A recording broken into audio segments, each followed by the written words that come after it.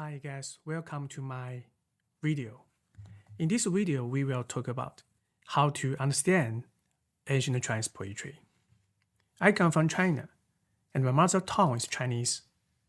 So, for this reason, I can memorize and recite a lot of ancient Chinese poetry because I learned them from my students' period.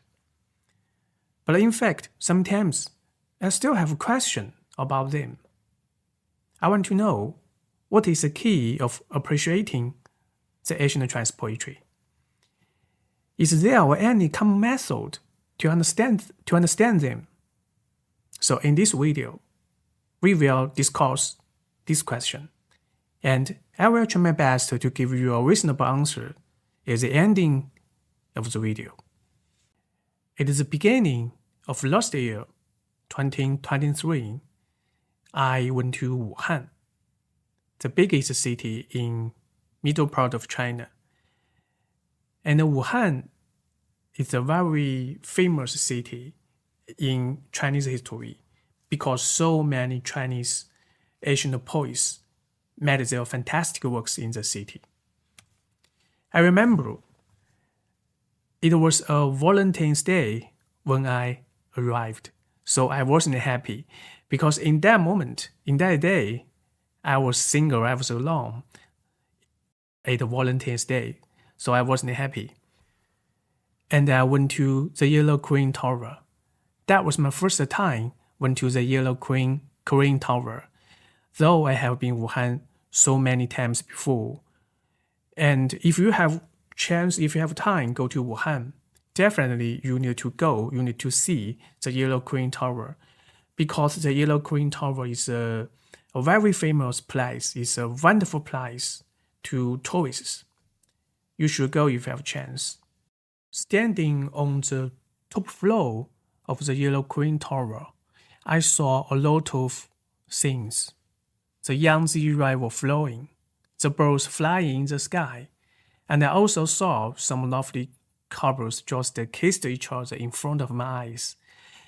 As I mentioned before, I was alone, so I wasn't happy to see that scenery. I went off the building and arrived at a wooden pavilion nearby the Yellow Queen Tower. I was wandering around inside this pavilion where we recite a very well-known poem made by Cui Hao. Cui Hao was a poet in Tang Dynasty. We don't know many details of his life because there are only few documents about his life we can see today.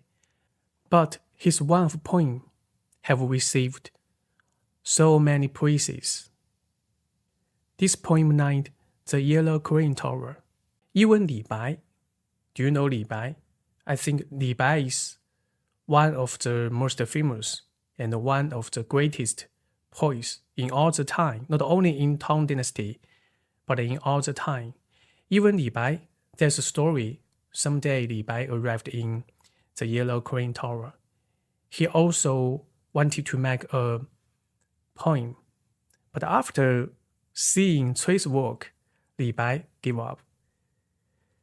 Because Li Bai said, 眼前有景道不得，崔颢题诗在上头. Which means, facing the wonderful scenery, I could not versify to it, because Cui's poems is wise by the mind. So Li Bai think he would never do better than Cui Hao's work at the building of Yellow Queen. Let's read Cui Hao's poem, The Yellow Queen Tower. I will recite it both in Chinese and English. 黄鹤楼 Cui Hao. The Yellow Queen Tower. Written by Cui Hao.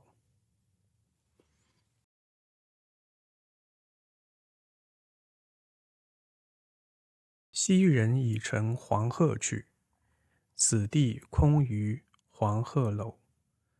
The immortal has gone with the Yellow Queen, that all remains is a yellow crane tower. 黄鹤一去不复返，白云千载空悠悠。Once gone, the yellow crane never returned. For thousands of years, the clouds have run to it carelessly. 晴川历历汉阳树，芳草萋萋鹦鹉洲。On a sunny day, the trees in the city of Hanyang are clearly reflected in the river, while at the same time, large green grass grow on Parrot Island. 日暮乡关何处是？烟波江上使人愁。At the moment of sunset, I long to know how to get to my hometown, but all I feel is melancholy along the misty river. According to the structure of poetry, the ancient Chinese poetry can be divided into three different types. First, ancient poems. Before Tang Dynasty, poetry didn't have a strict form. There was no a certain standard in making poetry. So people could write them poems in 2 lines, 4 lines, 6 lines, and etc. So it is called ancient poems before Tang Dynasty. Number 2, 律诗. What is 律诗? 律诗 is a poem of 8 lines. In each line, it has 5 or 7 words. If it has 5 words in each line, we call it 五言律诗. If 7 words in each line, we call it 七言律诗. Number 3, 绝句. 绝句 is a poem of 4 lines. In each line, it has 5 or 7 words, just similar to 律诗. And if each line includes 5 words, we call it 五言绝句. Each line includes 7 words, we call it 七言绝句. So this is the structure.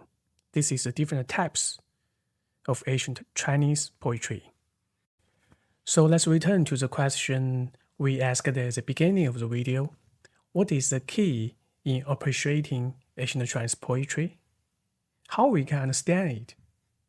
Is there any common way, common method to understand the ancient Chinese poetry? My answer is using symbols. Using symbols is a very common way in making ancient Chinese poetry. By using symbols, poets can express their emotions, feelings, views, and inner experiences. So let's see what kind of symbols the yellow crane tower includes.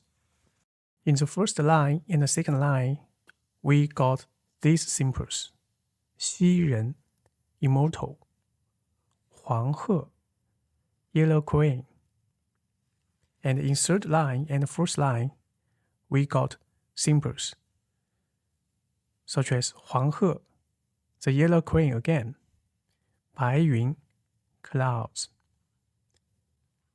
In the fifth line and the sixth line, we got these symbols: 汉阳树 trees in the city of Hanyang, 晴川 river on the sunny day, 芳草 large green grass, 鹦鹉洲 Parrot Island. In the last 2 lines, we got these symbols: 日暮 the moment of sunset, 乡关 hometown, 愁 melancholy feelings, 烟波江上 misty river. So totally it has 11 symbols. As we see, Cui Hao made 2 symbols at the beginning of his poem. 1, immortals. 2, the yellow crane. So why he used the 2 symbols at the beginning of the poetry? What's the reason? What's the meaning of them? In fact, in traditional Chinese view, immortals are people who never die, and everyone can become immortals by some certain training or practice. And immortals have a lot of power. They have magic in people's believing. And people believe immortals can give ordinary people happiness or sadness. Immortals can destroy the society, also can give prosperity to the society. Ordinary people can get happiness or sadness from immortals. That is the reason of why trans people so worship to immortals, because immortals can do anything on you if they want. The yellow queen is a holy animal, is a dependent of those immortals. In a sense, it symbolized unlimited power and infinite energy. Something is very interesting. If you have a chance, go to some Chinese temples, you will see that some Chinese people put their hands on the yellow queens or other holy animals, such as turtles. Because Chinese people believe if you touch those holy animals, you can get luck and energy from them. So based on this cultural background, you should know that immortals and the yellow queen played a very important role in Chinese culture. But in the beginning of Cui's poem, he told us everything has gone, immortals has gone, the yellow queen has gone, and he only left the empty tower. It sounds like the powerful people, the people in high places, the people can decide your life, your future, has gone forever with his holy animals, the yellow queen. Ordinary trans people always pin their hopes in immortals. But now, the immortal has gone. Nobody knows his future. People only can see an empty tower, a place that immortals used to believe. So people begin to worry about their futures.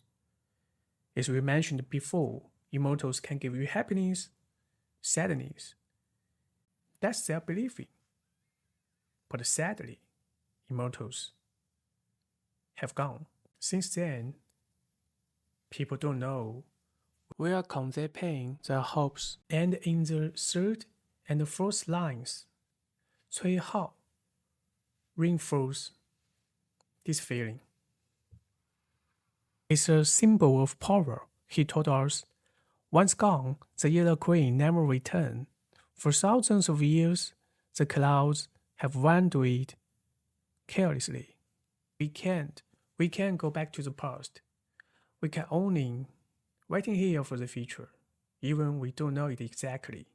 The symbol of clouds just means changing is a natural process, and no one can stop it. On a sunny day, the trees in the city of Hanyang are clearly reflected in the river, while at the same time, lush green grass grow on Pellet Island. These two lines, Cui Hao, draw our attention on the picturesque scenery he is watching, he is seeing. And you can see what a lovely day, beautiful trees, lush green grass on Pellet Island. Everything is perfect, everything is fine. You can 100% immerse yourself in that wonderful environment. But that is not the real thing Cui tried to tell us, because in the last two lines, he told us he wasn't happy. The last two lines, Cui said, 日暮乡关何处是，烟波江上使人愁. At the moment of sunset, I long to know how to get to my hometown, but I feel its melancholy along the misty river. The moment of sunset symbolized that he reached the twilight of his life. He really wanted to get back to his hometown, but he had no way in that environment, in that condition. So, alongside the Yangtze River, alongside the misty Yangtze River, he only felt a melancholy feelings around him. Even in a beautiful sunny day, even he can see lovely trees, lush green grass on Pale Island, he wasn't happy. He really wanted to go back to his hometown, but there was no way at the moment. That's why, in the final line of his poem, he wrote, 烟波江上使人愁. 烟波江上 Misty River, 愁 melancholy feelings. So, by using the two symbols, he really expressed his sadly feeling. He really expressed that he missed his hometown so much. It is the sunset, 日暮时分. The only thing he wanted is to go home, but he couldn't reach his dream, a dream of back in his hometown. 昔人已乘黄鹤去，此地空余黄鹤楼。黄鹤一去不复返，白云千载空悠悠。晴川历历汉阳树，芳草萋萋鹦鹉洲。日暮乡关何处是？烟波江上使人愁。